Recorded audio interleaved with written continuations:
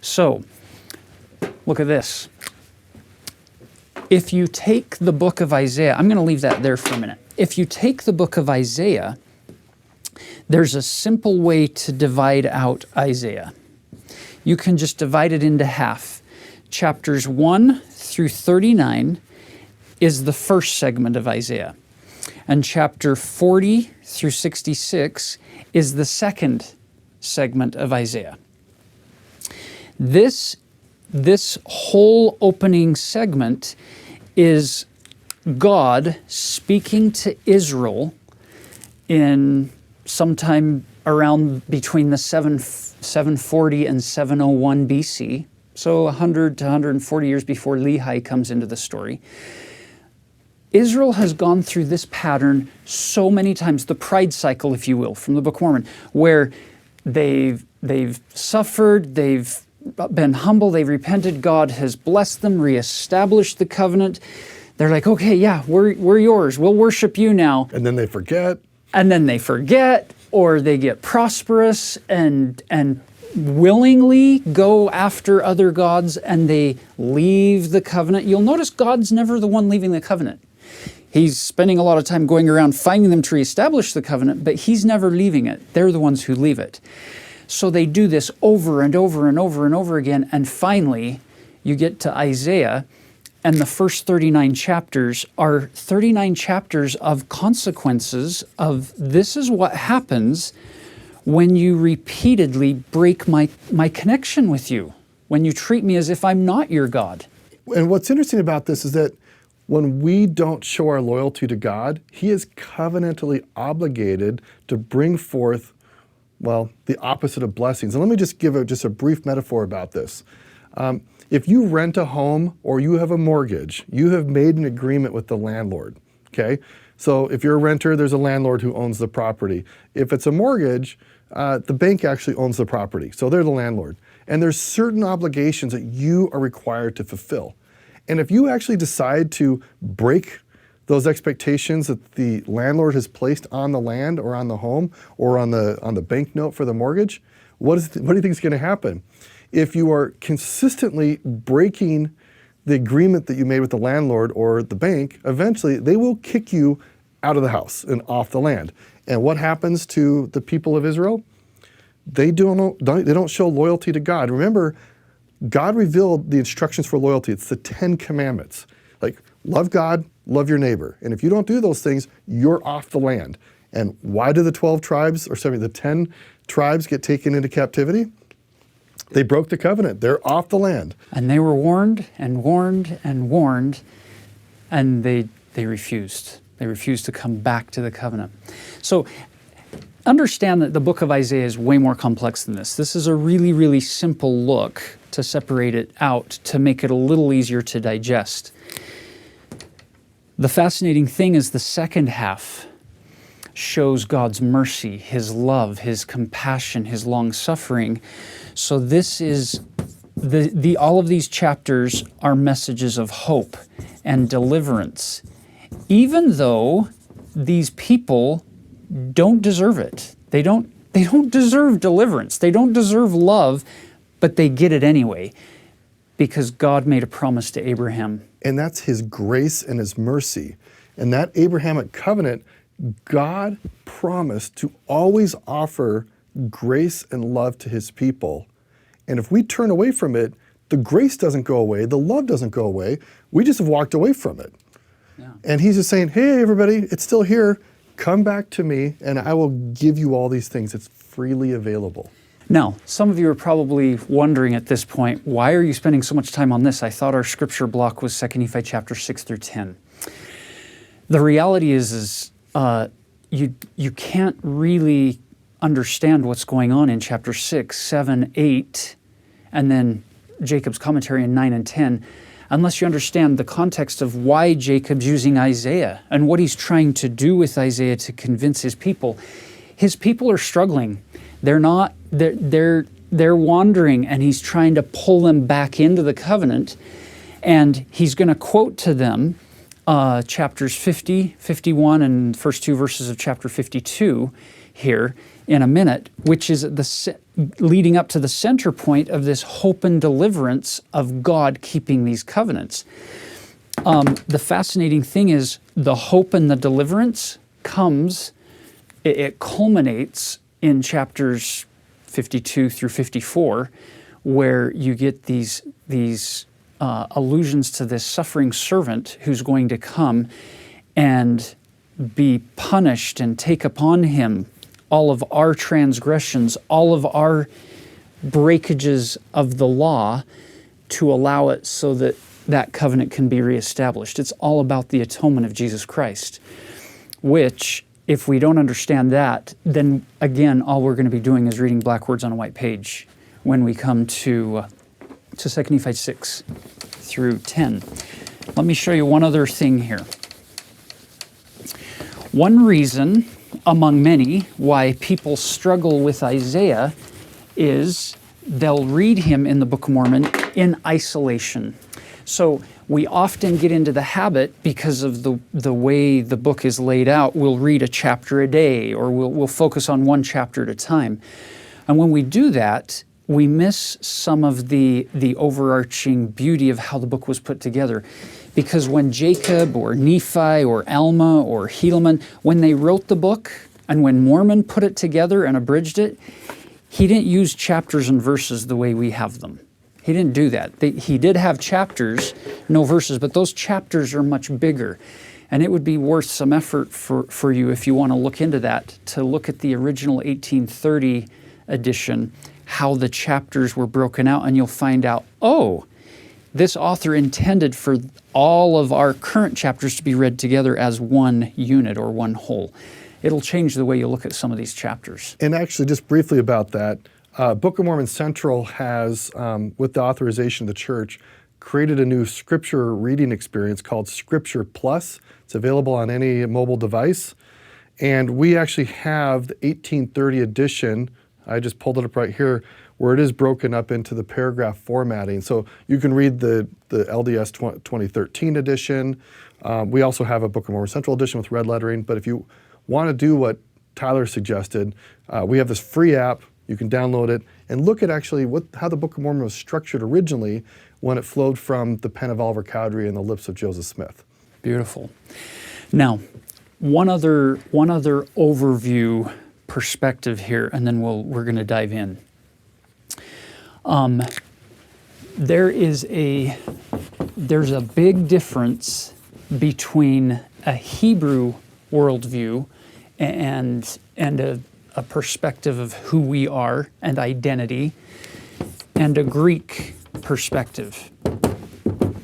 The Hebrew people, Abraham, Isaac, Jacob, Joseph, the house of Israel, all of them, Moses, all of that group, all the way down into Jesus' time, the Hebrew people instinctively identify themselves at the group level or at the family level. There's a high sense of identity attached to my family, my tribe. My identity comes because I am of the house of Israel in this larger world. The Greeks come along and take over the world, and they flip that on its head. For the Greeks, it's all about democracy. It's all about every man for himself. Everybody is an individual identity, and so they find their identity more so at the individual local level, regardless of what's going on out there.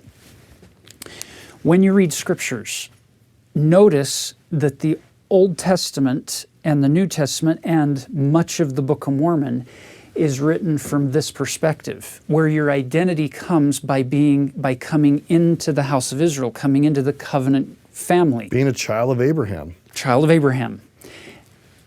We live now in the 21st century in a Greek-dominated world. We can thank the Greeks. I mean, without them, we wouldn't have all the freedoms and all of the opportunities politically and business and culturally and with the arts and learning. We have a lot of things to thank them for. So when you read your scriptures, notice that it's written from this perspective, but you can feel free to take them personally. So while we're talking about Isaiah referring to the house of Israel and the family and this group identity. That's good, and we're not taking that away. We would never want to take that away because that's how it was given in its original context. I guess our point is, don't forget that you can take that one step to liken all scriptures unto yourself, bring them down off of the higher umbrella level, bring them down to the eye level, if you will. They're easier to see there and to relate to you, your family, your situation in your immediate situation. Circumstances. So what we're going to do is talk about the structure of 2 Nephi 6 through 10 so you can see what's going on here. Yeah, because once again, if we're not careful, what we'll do is we'll just read one chapter in isolation today and then be confused, put it on the shelf, come back tomorrow, read another one, be confused, and then come back the next day and we might come across, oh, okay, now I understand this one, but we haven't benefited from looking at them the way the original prophet put them down as one whole. So here's what happens. Whenever you get Isaiah quoted in the Book of Mormon, try not to get into the trap of just reading it completely in isolation, because the prophets never package Isaiah in isolation. They put a nice little border around him. So you always watch for what they say as an introduction. They're going to give you a rationale, a reason. They're not just writing along or teaching the people and all of a sudden say, okay, pause, and then pull out Isaiah and start reading it to them. They don't do that. There's a reason they're going to Isaiah, and they usually tell you why they're doing that here in the chapter or chapters right before. So, as a parenting technique, if I actually gave my kids an introduction of why I'm lecturing them with Isaiah, they would receive it better. But I'm just jumping right in. There you go. Especially if at the end you give them your prophetic or parental commentary. Right. So when prophets quote prophets, whether in a general conference setting in our day or in a scriptural setting, they have some authority from the Lord to tell you what they got out of those chapters. Well, that's exactly what you get here in this Come Follow Me section for this week. We get chapter 6. This is all in 2 Nephi. Chapter 6, Jacob is going to introduce why he wants to go to Isaiah and why Nephi asked him to read these particular chapters. Jacob's on assignment from his presiding authority in this case, and he tells you that. So he's going to give you some heads up here, some look for this. Then he gives you the Isaiah chapters that he's going to quote, which are 50, 51, and the first two verses of chapter 52. Then he gives you his commentary. So if you struggle reading chapters 7 and 8, just pay attention to some of these and you're going to say, oh, that helps me unlock some of the meaning of these more difficult to understand words and phrases and passages. And let's talk about a few of these. And we've talked about the covenants, the house of Israel. These are all major and crucial themes for understanding why Jacob, why Nephi, well, first of all, why Isaiah preached these things, and then why Jacob and Nephi repeated the words of Isaiah and then explained them to their people. And I want to go back to something you said a little bit ago about how God gave us a covenantal community. Now in the modern world, we live in this individualistic society. It's all about me, it's all about me. And we actually, as members of the church, are part of a covenantal community. And that's what the invitation here is, to see the covenantal community that God has established, is inviting us into. And the word church comes from the ancient Greek word ekklesia. It literally means those who are called out from the world to join into a covenantal community. And God is trying to remind his people, remember the Abrahamic covenant is God's duty and his loyalty to us. He's trying to remind them of his love, his mercy, his kindness, because they've been kind of drifting away from him. And we imagine even Nephi's people, maybe they're starting to feel like worried, like, do we still have God's love? Maybe they've been struggling in some way. And listen to what we hear from the words of Isaiah, chapter 7 of 2 Nephi. He begins with saying, "Yea, for thus saith the Lord, have I put thee away, or have I cast thee off forever?" It's a rhetorical question. The answer is no, but he's trying to get the people to think about, like, I haven't left you. If you're feeling sad or lonely or feeling like you're not experiencing my blessings, why not turn back to me? I'm still here. I'm still waiting to be with you. I want you to be my people. And he goes on, for thus saith the Lord, where is the bill of your mother's divorcement? To whom have I put thee away? Or to which of my creditors have I sold you? Yea, to whom have I sold you? And he goes on and says, behold, for your iniquities have you sold yourselves, and for your transgressions is your mother put away. So it's this idea of, in that covenant, I will be your God, you will be my people. That verse is example after example after example of, I never do this. Yeah. It's always you who are doing this. I never gave you a divorce. I never told you I'm done with you. I'm sick of you. I'm tired of you. I never kicked you out of the land. I don't do that. But you walked out of the land because of your transgressions, or more appropriately, or to be more specific, your transgressions meant I had to let you go. But I want to bring you back in. Please come back. Yeah. And this is always what God is offering. And I want to tie it into our day. Our sacrament service is a replication of the Passover meal where God saved his people. And just like the Israelites partook of the blood and flesh of the lamb, we do the same thing. And that's actually a covenantal reunion where the people pledge themselves to be God's people. And when we make that covenant every single week, we're saying, I'm going to be yours, God. And what does he give us in return? You'll have my presence. And isn't that amazing how God does that in a sacrament setting where you combine the best of the Hebrew mindset with the best of the Greek mindset? Yeah. You gather as a group, you come in families and as a ward family to partake of those emblems as a group, and that identity as a group. But you partake of those elements as an individual, one by one. You're making that individual covenant. I think it's beautiful how God's doing that, to the point where the very verse you read out of chapter 7, we know that Isaiah is talking about the house of Israel, this big group. We get that. But the reality is at the individual or Greek mindset level, it's also true. You can have an entire family who's covenant keeping and they're doing everything right, and one individual say, I don't want him to be my God anymore. I want to go and do this other stuff. And they forsake the covenant. They leave the faith, so to speak. And the same exact thing can be said of that individual. Is God saying to that individual, here's a writing of my divorcement, I'm done with you? No. So he treats us collectively and individually with this complete love and covenant-keeping perspective. And there's actually a number of passages here in Isaiah where he talks about and reminds people of his covenantal faithfulness. And so as you read 2 Nephi chapter 7 through 8, look for, how does God describe himself? What does he say that he has done for the people, or what he will do? And then what does he talk about what he expects the people to do, or what they have or have not done? And that can help elucidate what Isaiah is talking about. And then we can think about Jacob is trying to encourage the people of Nephi to trust God. God has not moved. He is still there, full of grace, full of mercy.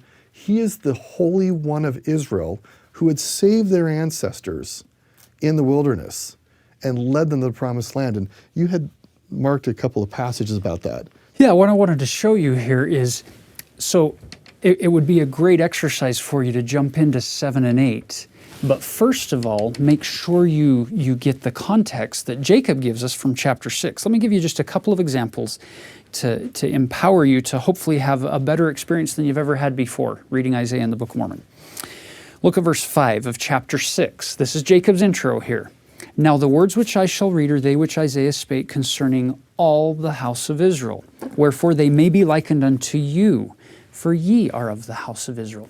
Again, Hebrew, Greek. You can take the Hebrew level, because yeah, you're part of this big group, but also don't leave out the I level, that individual that, oh wow, this applies to me directly, regardless of what anybody else does. It's pretty profound. Now look at verse 10. Again, thinking of the big group as well as you. After they have hardened their hearts and stiffened their necks against the Holy One of Israel, which we've all done, Behold, the judgments of the Holy One of Israel shall come upon them, and the day cometh that they shall be smitten and afflicted. Wherefore, after they are driven to and fro, for thus saith the angel, many shall be afflicted in the flesh, and shall not be suffered to perish, because of the prayers of the faithful, they shall be scattered and smitten and hated.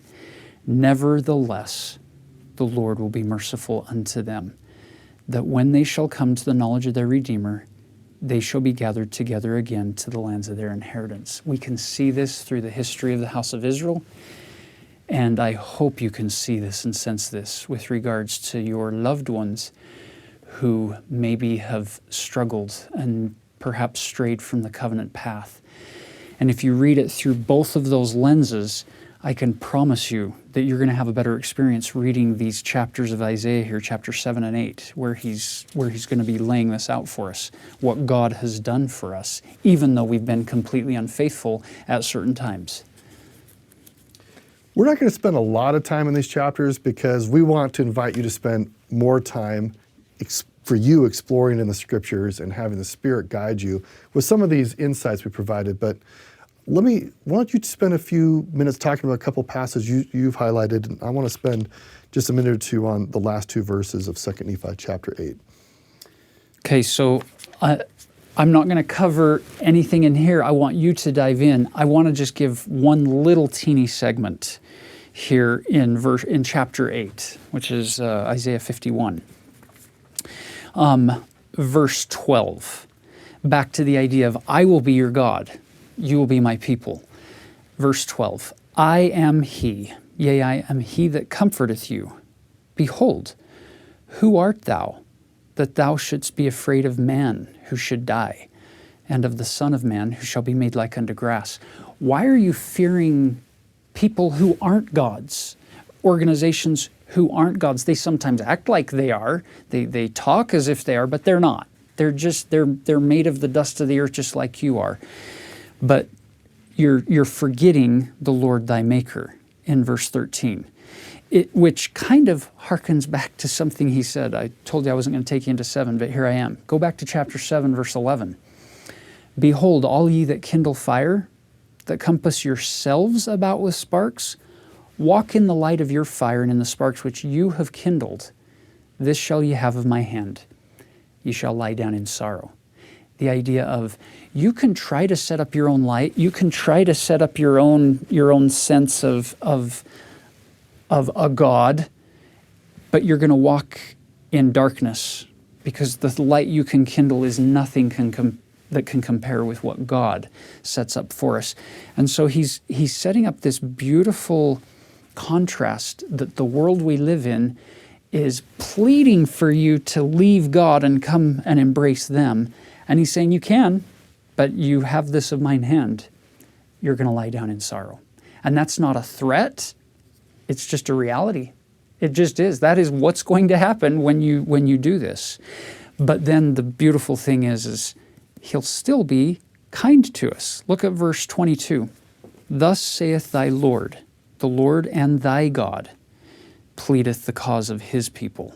Behold, I have taken out of thine hand the cup of trembling and the dregs of the cup of my fury. Thou shalt no more drink it again. No worldly organization, no individual on the earth can make you that promise. Only God can make that promise. And he makes it over and over and over again. And once he has convinced us that he is God, he is immovable, his mercy endures forever, Isaiah concludes 2 Nephi chapter 8 with this call for us, this action for us to take. Okay, now that we know that God will be totally true to us, what should we do?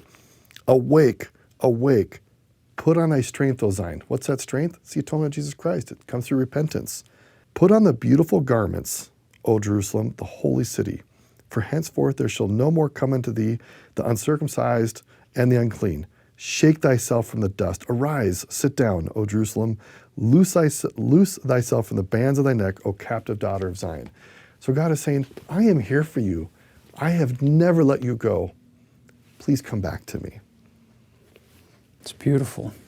Those two verses right there, chapter 52, verse 1 and 2, they're some of the most quoted verses of Isaiah in all of our scriptures. They just keep coming up over and over again. It's beautiful.